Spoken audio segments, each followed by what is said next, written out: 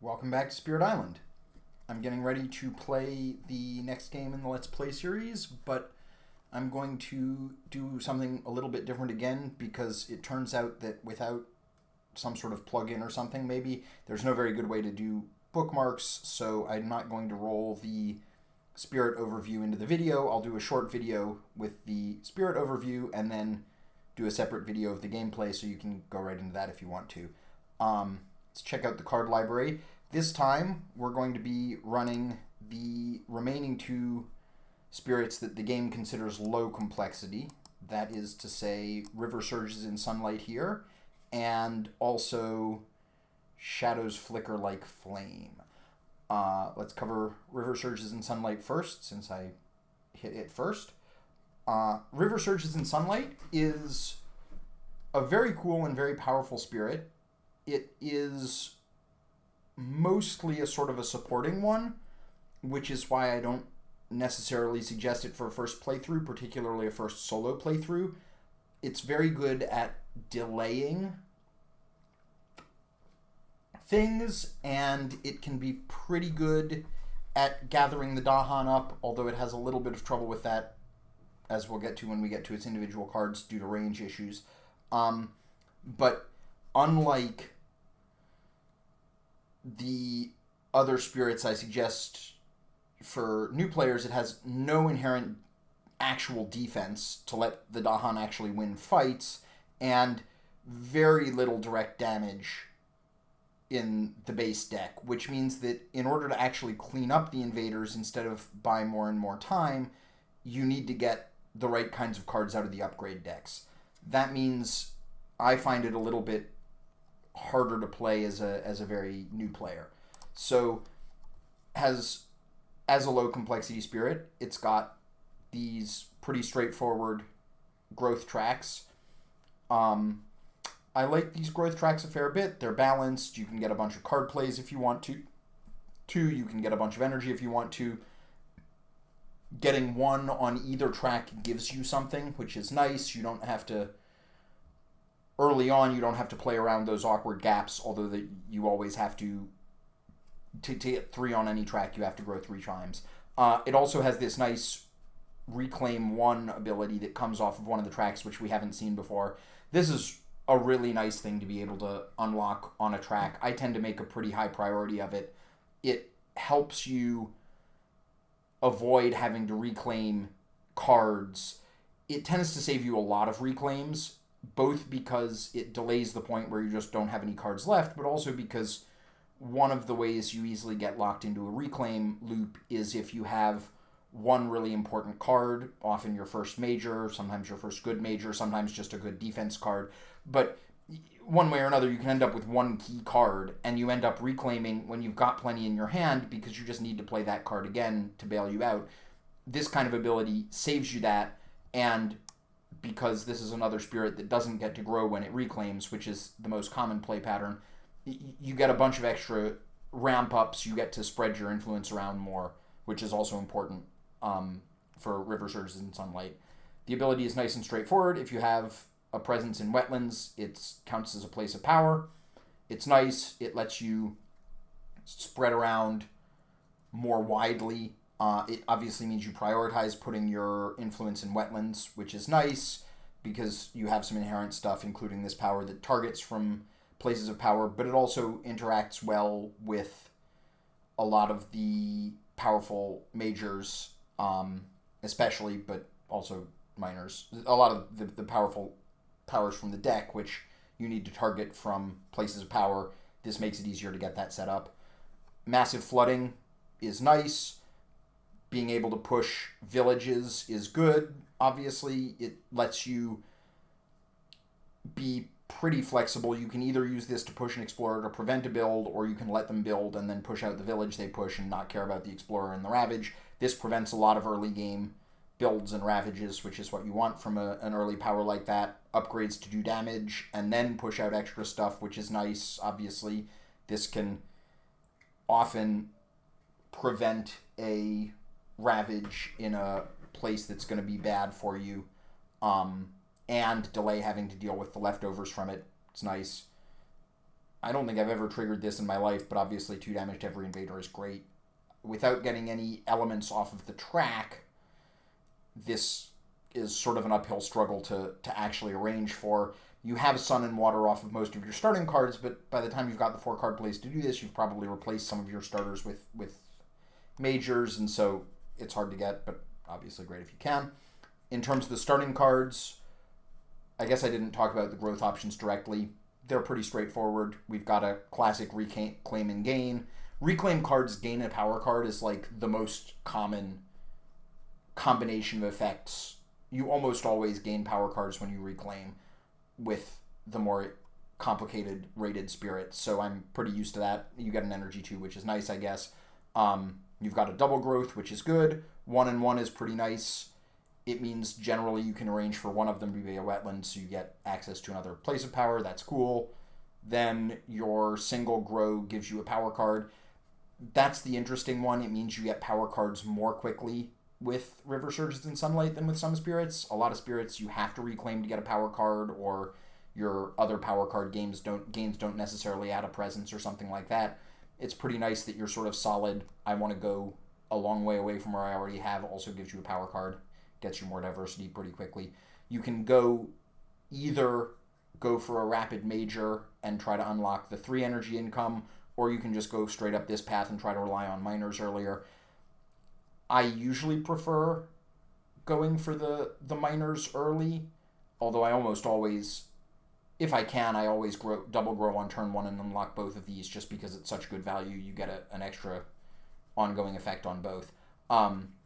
But it's pretty reasonable to go up to 3 pretty quickly, try to play 3 minors, get to the reclaim 1, and just reliably get this ability, because this ability is strong enough that it makes up for not getting access to majors earlier. So, and the reclaim 1 means that whatever good minors you get, you can play over and over again. It's a pretty solid idea to just go up the path here.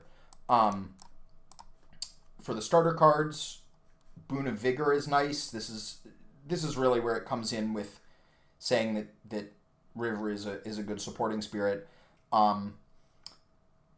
This can be a hard card to weave in, especially at higher levels, but if you can, it's really good. You get 1 energy if you target yourself, I guess is not, in fact, very good. But it's great. You target other spirits with it. They get generally 2, sometimes 3 or 4 energy. Helps them get majors earlier, play good majors if they get them, or just do big bursts of cards reliably. It's got good elements for you. It's got the sun and the water, so you can use it to set this stuff up. Nice card. Flash Floods, pretty similar to Raging Storm, the one that does 1 damage to everything out of Lightning Swift Strike.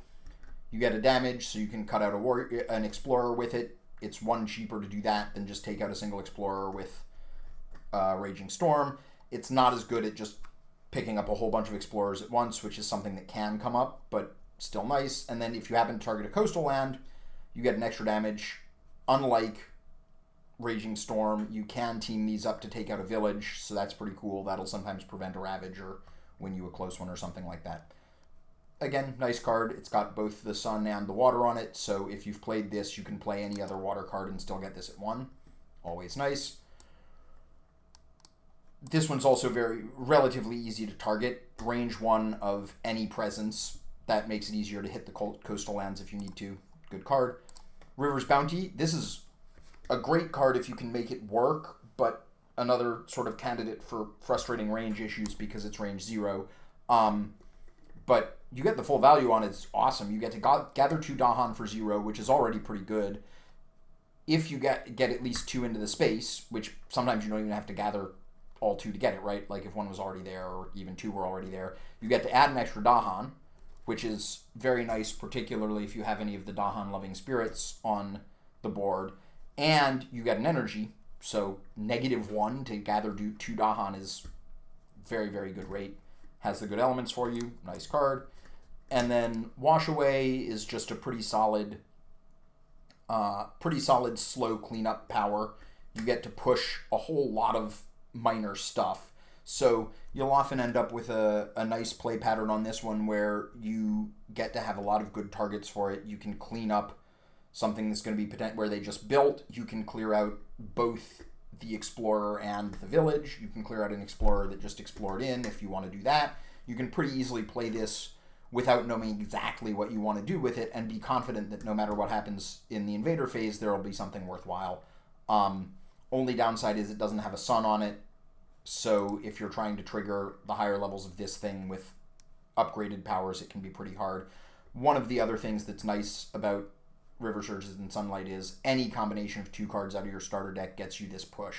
So assuming you unlock 2 plays on turn 1, which is a pretty easy thing to do, you know you're going to be able to get this ability, which, unless you're facing some high-level adversaries, this is just always going to save you a build and therefore a Ravage. And River Surges and Sunlight is extremely good at getting the early game under control, which is a really powerful thing to do.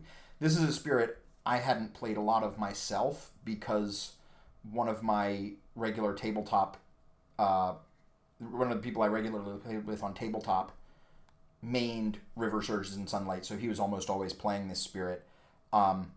I've been playing it a couple of times now that I have the computer game, both to learn it and to set up for the videos, and I've been quite impressed. I can see why he likes it so much and is so successful with it. There are a whole bunch of combinations of 2 cards here that end up solving 2 or 3 problem areas on turn 1, and the way the invader scripting works, if you solve a problem on turn 1, you've solved a problem on turn 2 and turn 3 as well. And you just get a lot of cascading benefit from that. Sure, with the exception of flash floods, it's all pushing it around, so you've got to deal with it eventually, but spirits scale up in power so well that dealing with it eventually is much better than dealing with it now. This is a very good spirit. I'm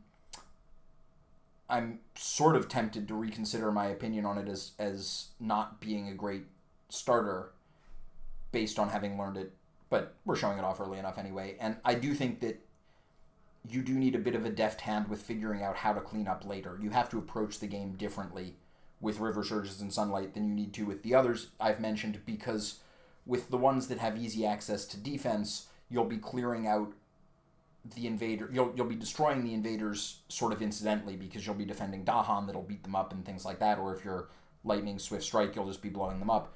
With River Surges and Sunlight, you're definitely stalling for time. You're just so good at stalling for time that it's very powerful. And obviously, if you're teaming up with someone else, it gets really nice. All these pushes with something like Vital Strength of Earth, where you can push them into those fort spaces, delicious. Anyway, good spirit. Unfortunately, our next spirit for this game is Shatter's Flicker Like Flame, which I was avoiding because this is my pick for weakest spirit in certainly base Spirit Island, maybe even in the expansions, but doesn't really matter until they port those. I have gained a bit of a new appreciation for it doing a couple of test games for this video. It's better than I thought, I think, but given that what I thought was completely unplayable, that's not necessarily saying a whole lot. Shadows, let's just take a look at it. So Shadow's Flicker Like Flame is the first broadly fear-based spirit that we've seen. There's another one. It's marked as high complexity and probably deserves it, but we'll see it soon. Shadows has much more fear generation than any of the other starter spirits, and it's got, really unfortunately, that's about all it's got. I guess it's got some good ways to deal with explorers, which is valuable. So it has some of the weakest initial setup, initial track positions of any of the starter spirits. 0 energy per turn until you unlock it is painful. It means you need to use this gain 3 pretty aggressively. Doubly so because it's surprisingly energy hungry for something with a bunch of 0 and 1 cost starter cards, which we'll get to in a bit. It does have the benefit that if you get to... You start getting 3 energy pretty quickly. Every growth on the energy track gives you at least 1 extra energy growth, and this one gives you 2. This is a very valuable jump, obviously, gaining 2 extra energy per turn. Unfortunately, you start at 1 card play, which means you really have to do this on your 3rd growth, because you don't have... I don't think it's possible or desirable with this spirit to go with just 1 card play for very long. Both because it always sucks to go with just 1 card play, but also because this 2/1 ability is really good, and you can't unlock it without getting your 2nd play. Unfortunately, if you look at the growth options, they are primarily pretty weak, and also there's no option for double growing, which means there's no way you can get this before turn 2, and realistically you're not getting it before turn 3 because you probably have to start with this one. Now, the good news is that your gain energy grow is... your add presence gain energy is the best of your early growth options. In sort of a vacuum, you get the longest range on the presence, and 3's a fair bit of burst energy. So the sort of most desirable play pattern is to use this until you get to this, and then you're sort of in good shape. And you do get... you start with 3 presence on the board, which means your tracks are short, and your tracks are powerful. By the time you get to the top of the track, you actually have a good energy income and a good number of card plays. You have almost... actually, you have only 1 dead growth on the entire track, which is this 3/3 here. And it's not an incredibly important one, because 3 card plays is often where you're going to be content to stop. So once you get to the higher end of the track, you're actually getting good returns. That means that Shadow's Flicker Like Flame is a high priority target for Spread of Rampant Greens. I don't remember the name of the card, but the one that lets another spirit grow that we got good use out of last game. You also have a very weak reclaim. You reclaim and get a power card, and you get nothing else, as we saw with River Surges and Sunlight. That spirit gets at least an energy when they reclaim. Most other spirits get something on the reclaim turn other than a reclaim and a power card. So you don't want to reclaim a ton with this spirit. It gets awkward, though, because most of your starter cards are bad, or at least don't deal with problem situations very well. So you pretty quickly get to the point where you need to reclaim, but that delays you getting to the good parts of your track. It can be rough. Generally the pattern is going to be use this twice to get to 2 or maybe 3 card plays. Then you have to reclaim. Then you use 2 more growths to get here. Probably you go here and then here, because you're getting your energy off of this, and then you reclaim and plan to play 3 cards and hope that sort of makes up for most of them not being good. It gets awkward. Now, the saving grace, insofar as there is one, is that this innate power is very good. The Gather 1 Explorer is broadly, at fast, is broadly similar to the River Surges and Sunlight ability, insofar as it will generally prevent a build and ravage and so on and so forth, and is good in the early game. You definitely want to get this on turn 1 in most games, because it'll cut off an ongoing source of problems. It's also basically worse than the River Surges and Sunlight ability. Sometimes you can pull the Explorer into somewhere that it'll die in a ravage because this is fast, but personally I think being able to... It's also got a little bit longer range, because since it gathers into the target land, you can effectively get an Explorer out of a spot 2 away from your place of power, whereas the push for Rivers, the Explorer has to be adjacent to it. Still, it's not... I think it's broadly equivalent. This is generally worse than River's upgraded power.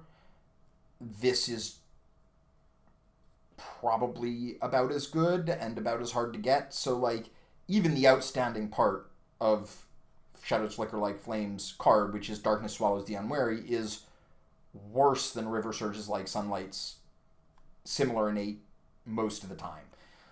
The special rule, Shadows of the Dahan, whenever you use a power, you may pay 1 energy to target a land with Dahan, regardless of power's range. It's nice.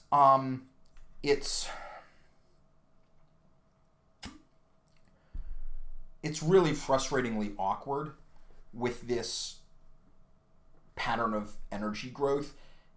As we noted, it takes a long time before you have a significant passive energy economy with Shadow's Flicker like Flame. And as we'll see when we get to the starter cards, a lot of the starter cards are really only good if you're paying the extra energy to target them, because the targeting on them is otherwise awkward or things like that. So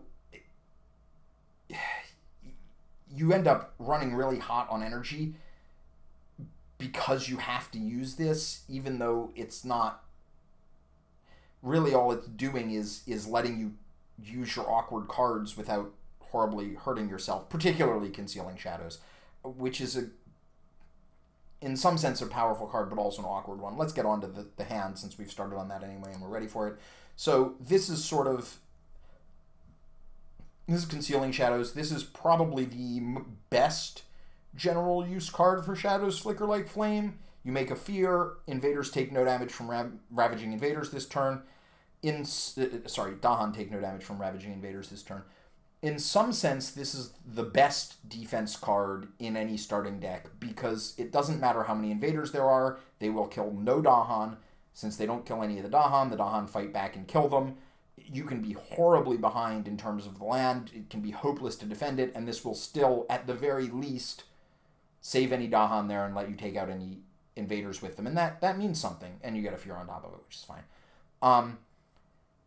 The awkward thing about this card is it's range 0, and you always want to target it in a land where there's a Ravage that you're going to lose.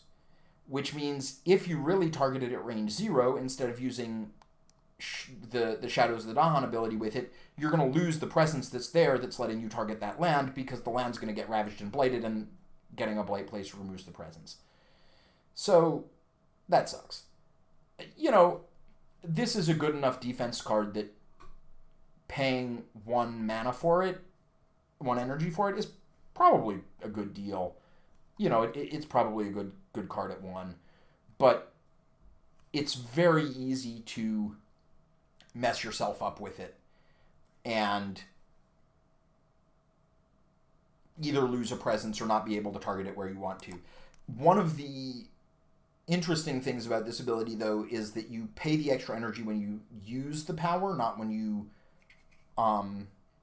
play it. So that means you can, if you have one of those fast powers like River Surges and Sunlight does that gives someone energy, you can play the energy gain card before you have to pay for Shadows of the Dahan, which might well come up in this upcoming game and is worth remembering. Okay, so that's Concealing Shadows. It's a pretty good card. You're happy to have it out of your deck. Honestly, it's awkward enough that I complain about the awkwardness, but if this were a card, it's often going to be worth the presence to get a defense that's this broadly good. And if this were a card that cost 1 and had range 1 and were in another starter deck, I'd probably say it was fantastic. So keep that in mind. That's definitely the standout of the Shadow's Flicker like Flame starter deck. This card is profoundly disappointing, I would say. It's very hard to target, so you will often pay 2 for it. It's barely worth 1 to begin with, because it won't prevent an Explorer or a Ravage, because all you can do is replace a building with an Explorer. I suppose you can... There's maybe some universe in which you manage to team it up with this to... I don't even know what you would do. Like, you could maybe team it up with this... I got nothing. I don't know. I don't understand what you're really gaining from this power. I guess you can always, if you've got a spare energy, it's got good elements for triggering this thing. So if you've got a spare energy and you just want to get 2 fear, and you happen to have a village or a city in your land, then you can get a little bit of value from getting your 2 fear. Yeah, this is one of my least favorite starter cards in any deck. If it were fast, obviously, that would be interesting and potentially quite good, because then you could at least use it as a defense type card. As it is, you need to see that situation coming. It's still effectively only 1 defense. Yeah, this card sucks. I hate this card. Favors Called Due. This card's fine. This card's actually pretty good. I like all the slow Dahan gatherers in general. They're all pretty functionally similar. They serve a similar purpose of you're going to group up some Dahan and use them to win a fight. Now, of course, with Shadows Flicker like Flame, it's a little complicated because, of course, you're not going to use them to win a fight. You're going to use them to sort of win a fight with Concealing Shadows, but still, close enough. 3 fear is actually a lot of fear, right? If you're in a 2-player game, that's almost half of a fear card's worth. Since you can gather up to 4 Dahan, at least in the early game, invaders are likely to be present, because what are you doing with this other than setting up for a fight? And Dahan are likely to outnumber them. So, okay, fine. This is a fine card.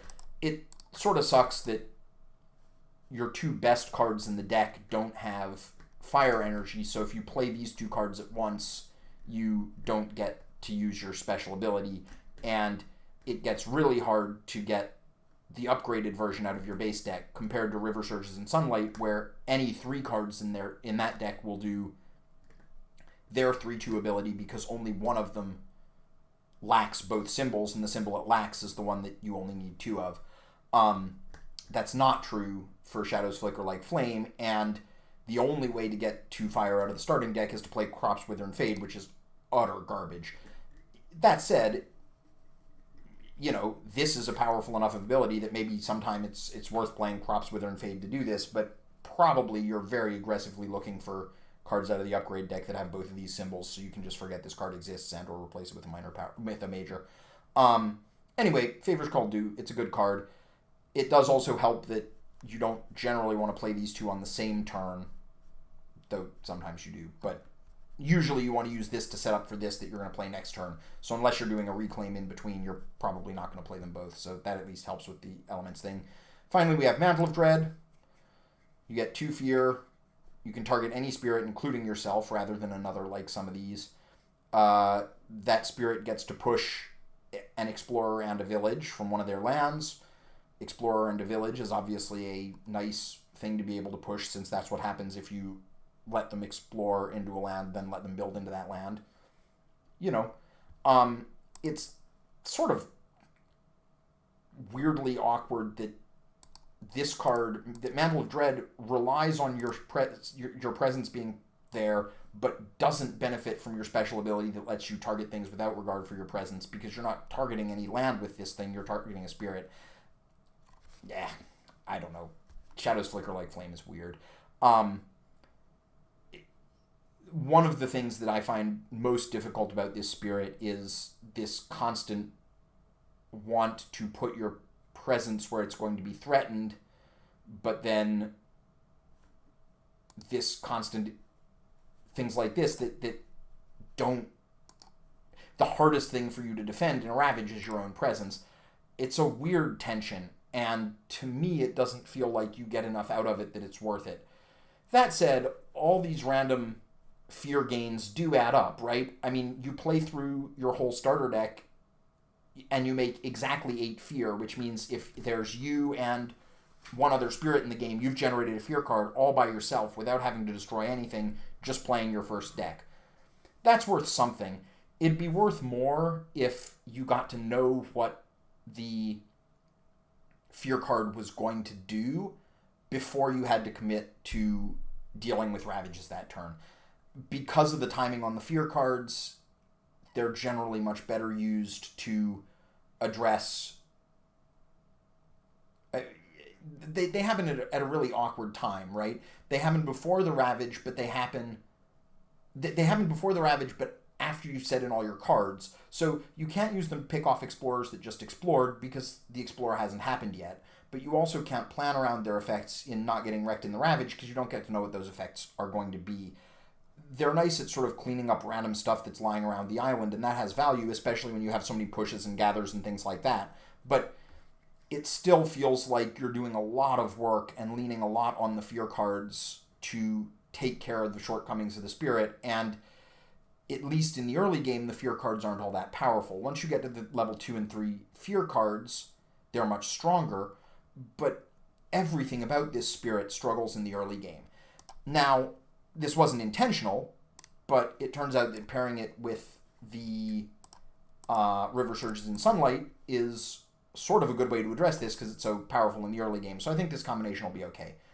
That's it for the intro for the next game. We're not going to face a new adversary this time. This time we're going to check out the flavor map, which is to say the other sides of the board that are supposed to represent the actual island as opposed to some idealized and balanced form. I like these a fair bit. They're much easier to play with on the computer version, which is nice. So we'll check that out next time.